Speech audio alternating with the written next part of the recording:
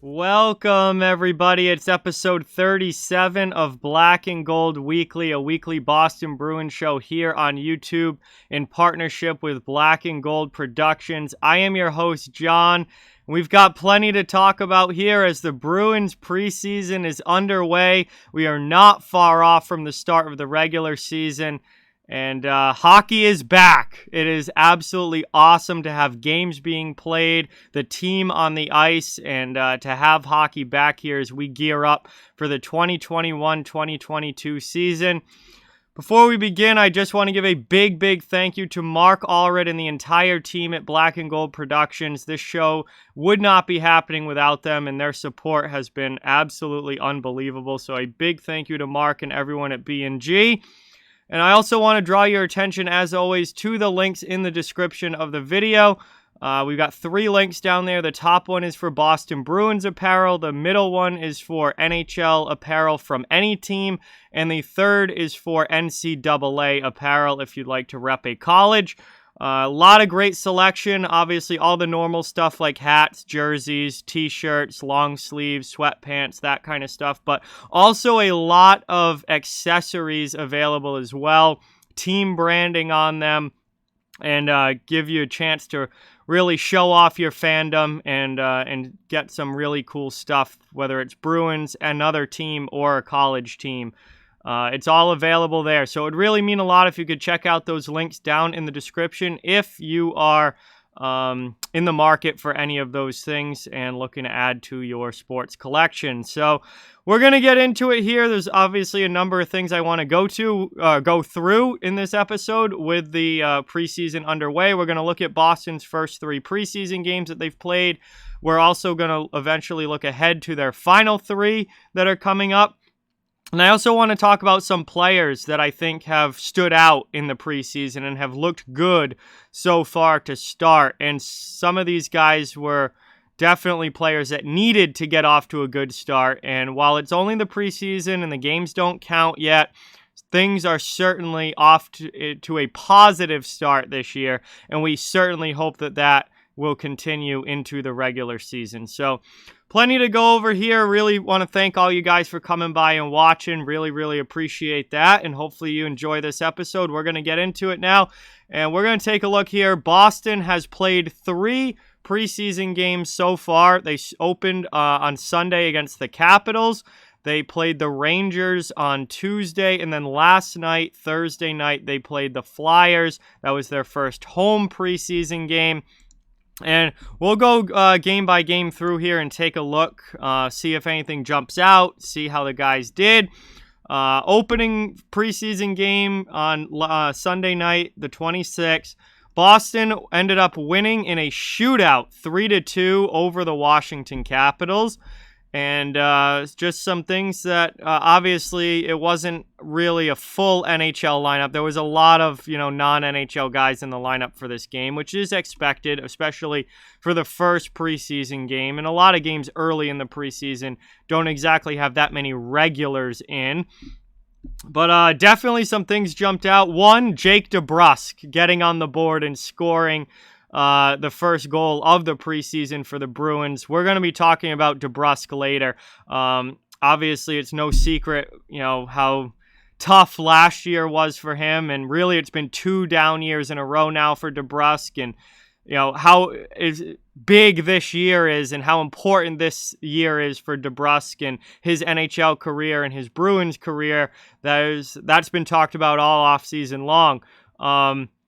For him to get off to a good start in the preseason was really important. I think it's important for that to carry over into the regular season. So it's great to see him score in the first preseason game. Eric Howla, newcomer, coming in one of the big free agent signings from Nashville, scores the second goal for the Bruins of the game, puts them up, gives them a 2-1 lead. So it's great to see him get on the board there. and Washington came back and tied it. It goes to the shootout. There were no scoring in overtime.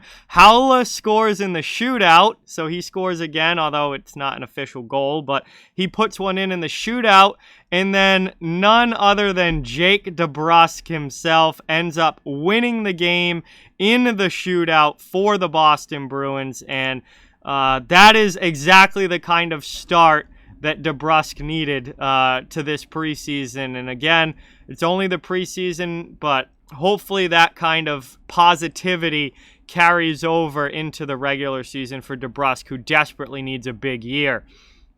Looking through, obviously it was a pretty low-scoring game. Only 4 goals during the game, 2 for each side, and then the shootout deciding it. But John Moore, back from injury for the Boston Bruins, kind of a almost forgotten about depth defenseman for this team. John Moore played 21 minutes and had 2 assists and was a +2 in this game. So that is a good sign there. I mean, I don't think Moore is going to be in your top 6 most likely opening night, but to have him as a depth option, as a number 7 or 8 defenseman, I think is going to be important. And for him to get off to a good start after missing so much time with injury last year, it's a positive to see. It's not a franchise-changing anything, but it's a positive to see with John Moore, and that is going to help the Bruins' depth. So that was good to see, as well as DeBrusk in his performance.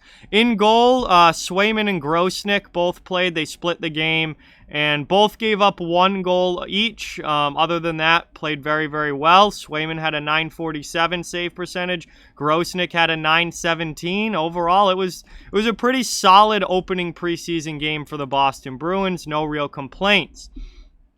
Their next game came on Tuesday night, the 28th, against the New York Rangers. And Boston did lose this game. They dropped this game by a score of 3-2 in regulation. Funny, all of the goals came in the second period. There was no scoring in the first, 5 goals in the second, and then no scoring again in the third. Thought that was pretty interesting. You don't see that all that often. But anyway, as far as Bruins players, Jack Studnicka, he scored the first goal for the Bruins, and then he went on to assist on the second goal, which was scored by Urho Vakanainen. Nice to see Vak get on the board.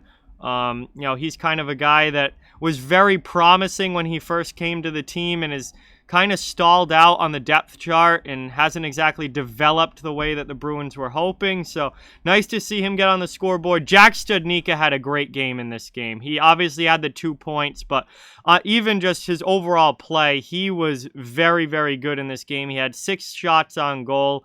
He had a hit. He had a block. And that's important. Jack Studnicka is another guy that we're going to talk about later in the show. That is going to be a really important piece of this team and a young guy that they need to step up. And for him to get off to a good start in the preseason is very nice to see. And he had a very solid game here against the Rangers. And looking again, it was kind of a mix. There were plenty of non-NHL guys in this Bruins lineup for this game. There were some NHL regulars, obviously, there, but overall it wasn't a big group of NHL guys, which, again, early in the preseason is to be expected. John Moore, not as great of a game in this one. No points. He did play 18 minutes. Wasn't a minus, though, so that's good. It's not like he was out there for goals against or anything, but wasn't as standout of a game as his first one was. But still, him getting back into game action, getting back into the rhythm of things is definitely important. In goal, this game was split between Linus Ullmark and Kyle Kaiser. Ullmark gave up 2 goals. Kaiser gave up 1. Neither of their save percentages were any, particularly good.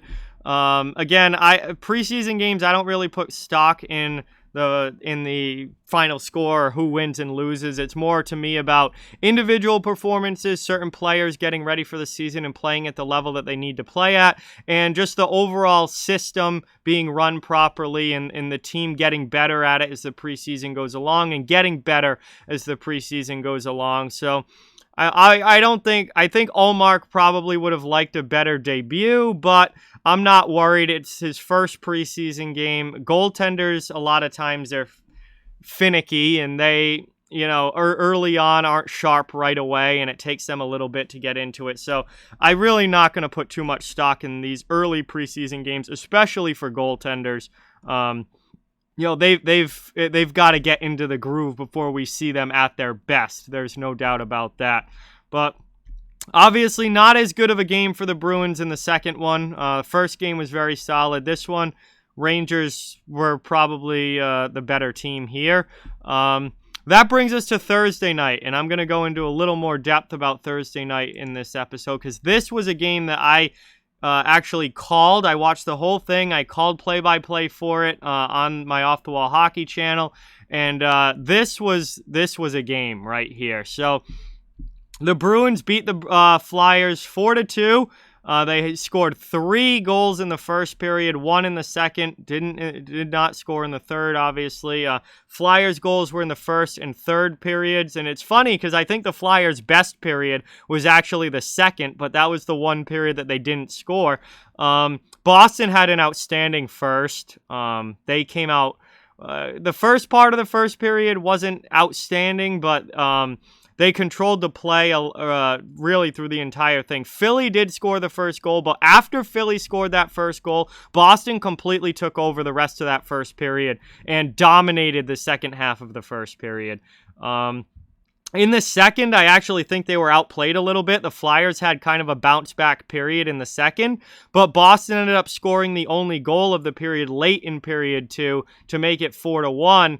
And then in the third was kind of just a run-the-clock type period for both teams. Flyers didn't get nearly enough going to forge a comeback, and the Bruins...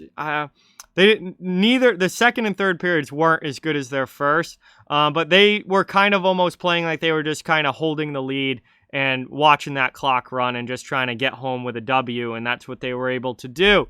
So, all in all, Boston played a much more NHL lineup in this game. Actually, it was almost entirely an NHL lineup in this game. Cameron Hughes was really the only non-NHL guy that was in the lineup for Boston up front. And on the back end, it was all guys that are probably going to be on the 23-man roster. So, also, Jeremy Swayman played the whole game in goal, and he actually played very well. He did give up the 2 goals. Both of the goals that he gave up were on the power play, though. The first one, certainly not his fault. The Bruins had a breakdown in penalty kill coverage, and Joel Farabee was left all alone in front. The second goal was a long shot from Farabee in the third period on the power play, and that was one that you might have liked Swayman to maybe get, but it was high blocker side, and it ended up going in. All in all, though, I think Swayman played fine. He didn't see a ton of rubber. Philly only got 18 shots on goal in the game. Boston did a good job of shutting them down. Also, they did a good job of just not letting the Flyers get any sort of sustained pressure for most of this game in the offensive zone, which was good to see for the Bruins defensively. They played a strong team defensive game in this one.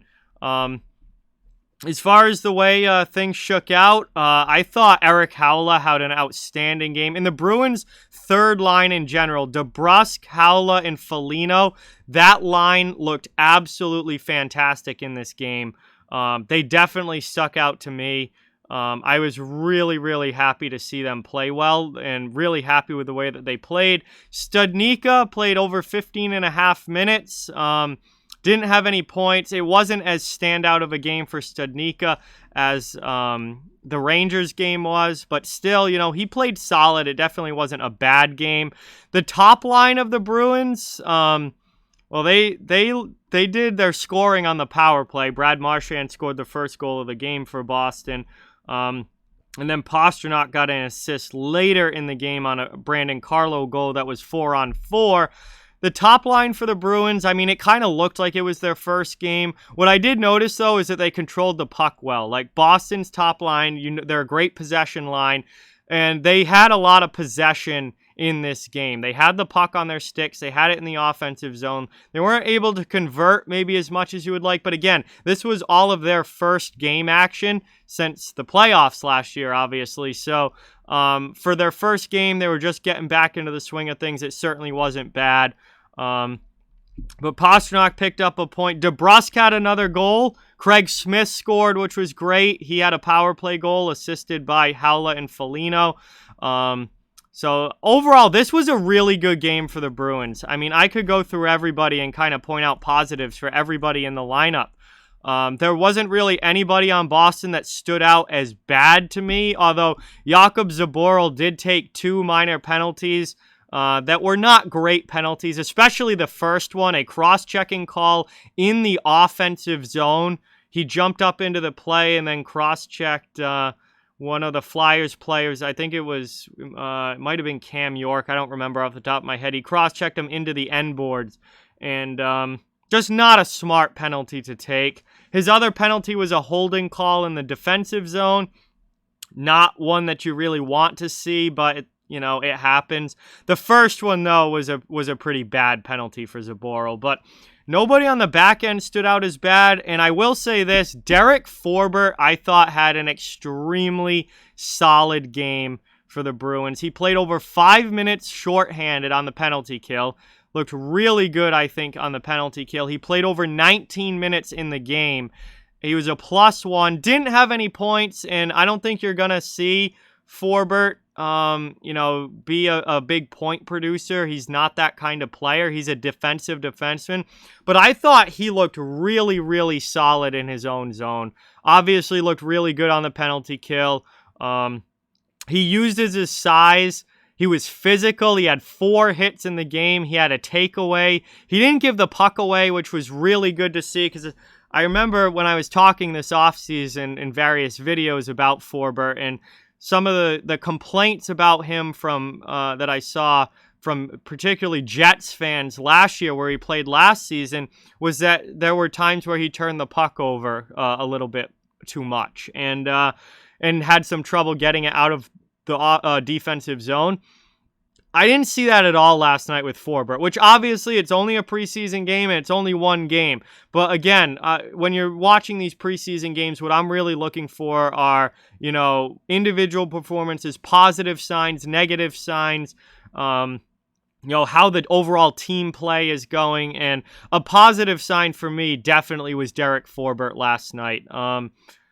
Just very, very solid defensive game from him. And he got the puck out of the zone when he had to. He made some good outlet passes, used his body and his big frame, was physical, cleared, didn't let guys get to the front of the net. And overall, I thought it was a very, very solid game for him. So as a newcomer to the Bruins and somebody that is going to be an important piece of their top 6 defense core, I think it's really important to see him play well, and he did.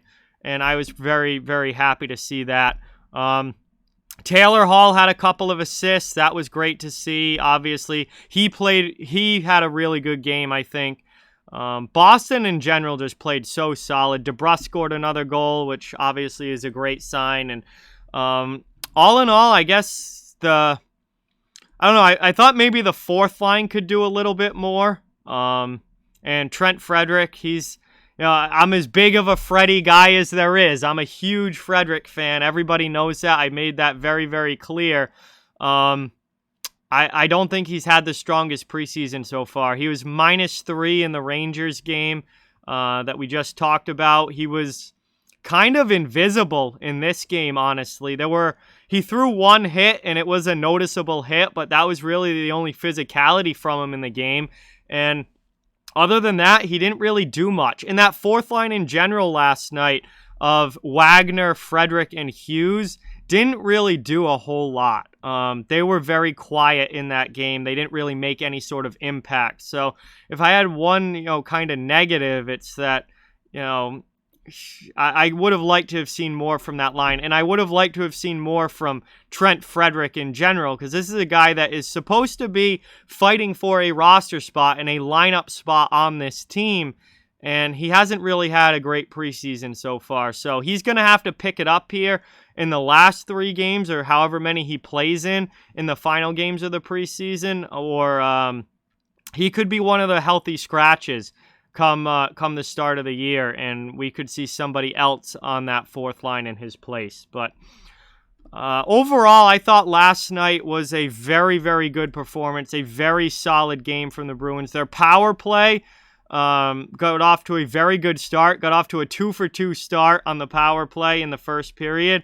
Wasn't as good the rest of the game, but one thing I did notice is that after that great first period for Boston, they kind of let up a little bit the rest of the game. They weren't as dominant at any point the rest of the game as they were in the first. And that kind of, the second period, they really let the Flyers kind of control play a lot more and get back into it. Philly just wasn't able to score. And then Boston added that late second period goal that came from DeBrusk with only about a minute and a half left in the period, and that was pretty much game over at that point. The third period honestly felt like just a walkthrough for these two teams. Like there wasn't really much going on in the third period. I don't think there's anything you could really take away from the third period. It was really the first two, and it was a really good first for the Bruins. A little bit of a let off the gas in the second, but Philly couldn't take advantage of it. And Bruins ended up coasting to a 4-2 victory. But that game last night was a fun one to watch, especially early on. Again, the third period was a little bit of a coasting period, I think, for both teams. Just the game was over and they were just watching that clock run. But there was plenty to take away from the first two periods. And for the most part, I really like what I saw from the Bruins standpoint. Again, the Howla-Foligno DeBrusk line was absolutely outstanding, I thought. I think Taylor Hall played extremely well. The power play, especially in the first period, was firing. DeBrusk had another good game, which you love to see. And there was a lot of good here for the Bruins. And then on the back end, I mean, McAvoy was very solid. No points, but he had 22 minutes played. He was very solid. Brandon Carlos scored a goal and overall had a very solid game. I already talked about Forbert. I thought he played very, very well. Grzelcyk was not as noticeable, but again, first preseason game. You know, let's give these guys some time to get into play here, because a lot of these guys that played last night hadn't played yet in the preseason. So this was really their first just getting their feet wet and getting back into game action. But overall, it was, like I've been saying, a very, very solid game for the Boston Bruins last night against the Philadelphia Flyers. So that's the 3 preseason games that they have played so far. And again, they're 2-1 so far in the preseason. And record and wins and losses, I don't put any stock in whatsoever when it comes to preseason hockey. That's not what I'm there looking for. Again, I'm looking for individual performances. I'm looking for any strong positives or strong negatives that stick out, whether it's on an individual basis, a team basis, or a line basis. I'm looking for the overall just team play and the system that they want to run, positional hockey. That's one thing in that the first goal for the Flyers that Joel Farabee scored was a positional breakdown by the Bruins on the penalty kill. Now, it's the preseason. Those things are going to happen. It's not, unexpected or anything like that, but that's something that the coaching staff can then go back to and look at when they watch the film and point out to the penalty killers and point out to the team, like, hey, we need to make sure that we don't leave this guy all alone in front. What happened was the puck was down in the corner, ended up going more behind the net. And both Bruins defensemen that were out there, I don't remember who they were off the top of my head, but both Bruins defensemen that were out there ended up behind the net and on the same side, leaving Joel Farabee all alone in front. And Van Riemsdyk for the Flyers was able to flip the puck by both of those Bruins defensemen and get it to Farabee, who had an easy tap-in goal. Nothing Swayman could do about it. Because positionally, both Bruins defensemen ended up too far down low. Generally, on the penalty kill, you want, or just in general, you don't want the front of the net being left open, obviously. That's like 8-year-old hockey 101. You generally don't want both defensemen down behind the goal line, or you don't want both defensemen in the same corner or on the same side of the ice. Somebody's got to take that front, and then the other guy can go and chase if they need to down low. So that's just a positional thing, and that's something that I look for in the preseason is, that's a teachable moment for the coaching staff to work with the penalty killers and be like, hey, if you see your D partner is already down there, you've got to stay in front and not let anybody behind you and make sure that anyone in front is tied up and covered. Because if we start chasing the puck, all they have to do is pass it through us, which is going to happen at some point, and then they have a tap-in goal, which is what we saw there. But all in all, it was a very solid game for the Bruins. It was a very entertaining game by preseason standards. Generally, preseason games aren't the most exciting and fun to watch, but this one was. It was a good game, especially I would say the first two periods. The third period wasn't as exciting, but the first two periods I thought were very good. And it was fun, and I thought that for the most part the Bruins played really well. There was a lot of positives that I pulled out of that Thursday night game. And with the Boston, having a lot of their NHL lineup in there playing, that was obviously really good to see because it looks like they're getting pretty close to being ready for regular season games. And that's important because the regular season is coming up here pretty quickly. If we look ahead for the Boston Bruins at their upcoming schedule, they have played 3 preseason games. They have 3 preseason games remaining. Then they've got 10 days off, or about 10 days off, and then they have their first regular season game on October 16th. So the upcoming schedule for the Bruins, tomorrow, Saturday at 7 p.m., they play at home against the New York Rangers. We'll see if they can beat the Rangers this time. It's the only team that they've lost to so far. Then on Monday of next week, the 4th, they go to Philadelphia to play in Philly at 7 o'clock against the Flyers. And that should be a pretty fun rematch between those two teams. And then they close out the preseason at home against the Washington Capitals at 7 o'clock on Wednesday, October 6th. And then that's it for the preseason. So by that point, Boston's NHL guys have got to be game ready and ready to go for the regular season. Now, the Bruins do have a pretty long break and gap between the end of the preseason and the start of the regular season. Because, again, a lot of NHL teams are starting their regular season on either the 12th or the 13th. Boston doesn't start until the 16th. So they have a little bit bigger gap there and a few more days off. They'll get plenty of practice time in between the 7th and the 15th. That's, let's see, 1, 2, 3, 4, 5, 6, 7, 8, 9 days for them to get plenty of practice in, work on the system, work their line combinations, gain some chemistry with their line mates, and get ready to go for October 16th, where the Bruins open up at home against the Dallas Stars at 7 p.m., which will be their first game. And obviously, we're very, very, very much looking forward to that, without a doubt. Cannot wait for regular season hockey to be here. But that's the Bruins' schedule as far as the preseason goes so far, what they've played and what they have going forward. Last thing I really wanted to do is kind of go through some players that I think are off to good starts in the preseason, and that's very good to see. And the first one is Jake DeBrusk. Obviously, he's got 2 goals. He's also got the shootout goal that won the game against Washington. The Bruins and Flyers last night also did a practice shootout even after the game was over. That's something new this year, only in the preseason. But basically, if the teams elect to, they can do a practice shootout just to get reps and get work on it. And the Bruins and Flyers did do that last night, and Jake DeBrusk scored in the shootout again last night. So DeBrusk, obviously, it's well known within the Bruins fan base what's going on with Jake DeBrusk and how much he struggled last year. And really, it's been 2 down years for DeBrusk now. And I've been very, very hard on him because I was very pro Jake DeBrusk for a long time. He was, of all the Bruins young players, he was one of my favorites. And then I kind of gave him a pass for the down year in 2019-2020.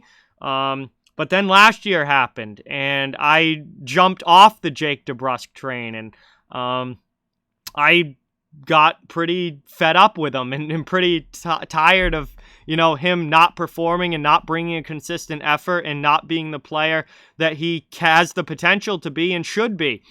And I think this is an absolutely massive year for Jake DeBrusk. It's almost a do-or-die year for Jake DeBrusk. It's the last year of his contract. I think his Bruins future certainly hinges on him having a good year this year. If he doesn't, I think he'll be gone. And his overall NHL future, I think he needs to have a good year this year and a good bounce back year. And obviously getting off to a good start and getting off to a good start in the preseason and building a lot of positives within his game in the preseason is really important. And it is great to see him off to the start that he is so far. To have 2 goals already, to be contributing in the shootout. I mean, it certainly looks like he is going to probably be Boston's go-to guy in the shootout as far as you need a game-winning goal, you put DeBrusk out there. As great as David Pastrnak is, he's not been a great shootout performer. Brad Marchand's pretty hit or miss when it comes to the shootout. Patrice Bergeron is very hit or miss when it comes to the shootout. So Boston isn't an overall great shootout team, and they don't really have those go-to scorers in the shootout. Jake DeBrusk looks like he is emerging as a go-to shootout guy, and that is going to be really important for this team. If they can pick up some extra points by winning shootouts this year, that could be the difference between finishing second in the division and finishing third or fourth. And that could end up being a big, whether, that affects the matchup in the playoffs, that affects who has home ice in the playoffs, like that could end up having a pretty big effect on the season. So you have to be able to win shootouts, and Jake DeBrusk looks like he's making himself valuable in the shootout, and that is great to see. But it's also great to see his overall game looking a lot better this year than it did last year. And I think that was one of my biggest gripes with DeBrusk, is how invisible he was and how inconsistent he was at a lot of the time last year. Like, not only was he not producing, not scoring goals, not putting up points on the score sheet, but he wasn't even engaged in the game. It wasn't even involved in the game in any way. It wasn't bringing a consistent effort on a nightly basis, and that was my biggest problem with DeBrusk. Like, I understand not every week is going to be a great week. You're not going to be lighting up the score sheet all the time. There are going to be rough patches throughout any season and throughout any career where maybe you're not putting up the points that you want to and producing the way that you want to. But where I start to have a problem is when the effort isn't there and when a player just goes invisible and has no impact on the game whatsoever, doesn't add any sort of value to the lineup, doesn't do anything. And that's what I saw a lot of from Jake DeBrusk last season, and that's one of the things that made me really get upset with him and jump off the DeBrusk train, is that, he was just so not there for so much of the season. That's something that needs to change this year, and looks like it has. At least to start the preseason, he's been very engaged. He's been very noticeable on the ice, and he has been scoring. I think the more engaged he is in the game, the more those points are going to come, and the more those goals are going to come. And there will still be streaks where he may go cold, and there will still be streaks where maybe he's not putting up the point production that he hopes to and that we want him to. But as long as he's still engaged in the game, and as long as he's still noticeable on the ice and trying to do something and the effort level is there, then he still has value in the lineup, and those cold streaks aren't going to last as long, and they're not going to be as big of ruts for him to fall into, and he's going to be able to work himself out of it with that effort level, and he's going to get back on the score sheet. So I just am really happy with what I've seen from Jake DeBrusk. I really am optimistic about him bouncing back this year and having a much better season. I certainly hope he does. I'm rooting for the kid. As much as I've bashed on him over the last season and off season, I'm rooting for the kid. He's a Boston Bruin. He's a player that I've liked since he got here. He's a kid that I want to see succeed, and he can be so much better than he was last year. And we all know that, and he knows that, and everyone knows that. I want to see him get to that level and play to his potential. And I'm hoping for a big bounce back year from him. And I'm liking what I'm seeing so far. We just need to make sure that that carries over into the regular season. Another player that I want to talk about is Jack Studnicka, because he might be forcing his way into the opening night lineup for the Bruins. And, you know, a lot of talk's been about Jake DeBrusk, and I just spent, you know, however many minutes talking about DeBrusk, and he's had a lot of the focus on him this offseason. But this is a big year for Jack Studnicka as well. You know, he's got to kind of solidify himself as an NHL player, I think, at this point. You know, he's not a kid anymore. He's not 20. He's 23 now. It's like, it's time to, you know, get yourself as a regular in the NHL lineup. And, you know, I had kind of high expectations for Studnicka last season. I thought that last year was kind of going to be his breakout, where he solidifies himself in the Bruins lineup and really starts to look like the player that I think he has the potential to be. And it didn't really happen. He showed flashes of it last season, but nowhere near consistently enough. And, you know, he ended up having some injury problems. He ended up getting sent down, and it wasn't the great breakout year for Studnicka last year that I thought it was going to be. And I think this year is really, really important for him. I don't know if it's do or die in the same way that it is for Jake DeBrusk, but it's a big year for Studnicka, and he's getting a big opportunity because of Charlie Coyle's injury. You know, Coyle hasn't played in a game yet. He started training camp with a red no contact jersey. He wasn't cleared to as a full go to start training camp. He has been cleared now, but Coyle, you know, is, you know, hasn't, you know, played and hasn't had that return yet. You know, he hasn't really solidified his spot or where he's going to be, and that's left an opening. That's left an opening, especially with that second line center spot up for grabs. All the presumptions were that that was Charlie Coyle's spot and that he was going to get the first crack at being the second line center. But with him not being able to play a preseason game yet and not being able to fully practice the entire training camp and fully be a part of what the Bruins are doing, that's left an opening. And Jack Studnicka has tried to jump in and take that spot. And, you know, I think he deserves a look, and we'll see what he looks like the rest of the preseason. Obviously, we're only halfway through, and Coyle, I would imagine, is going to get into at least one game before the preseason is over, and we'll see what he looks like.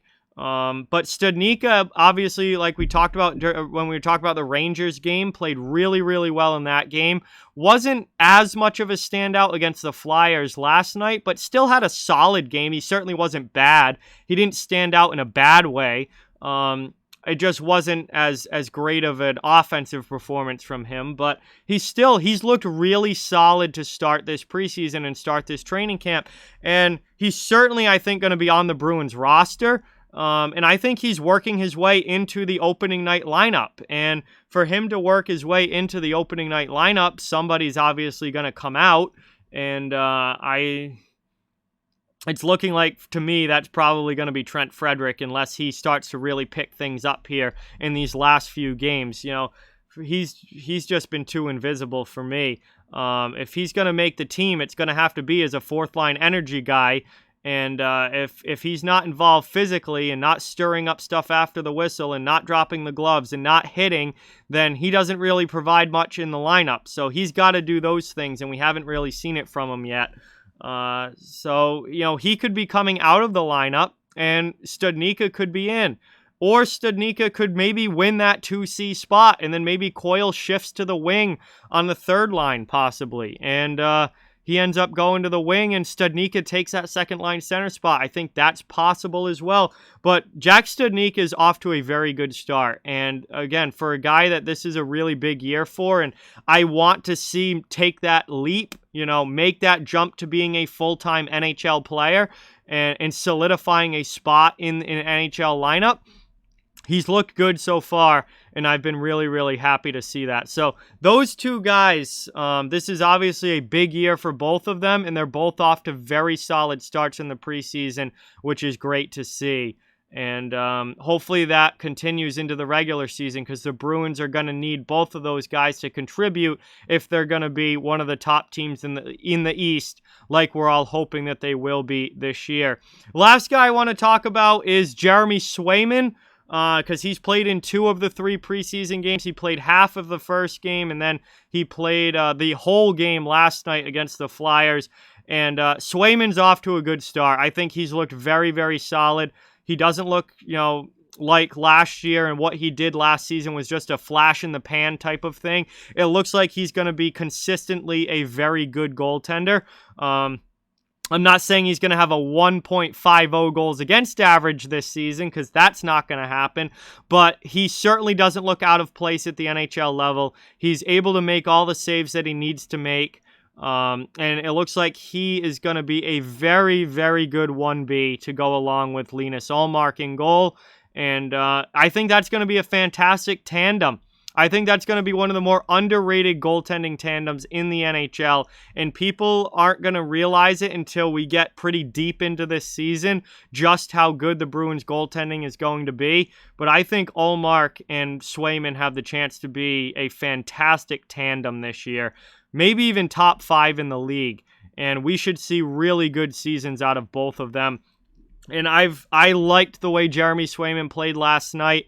I think he's off to a very solid start.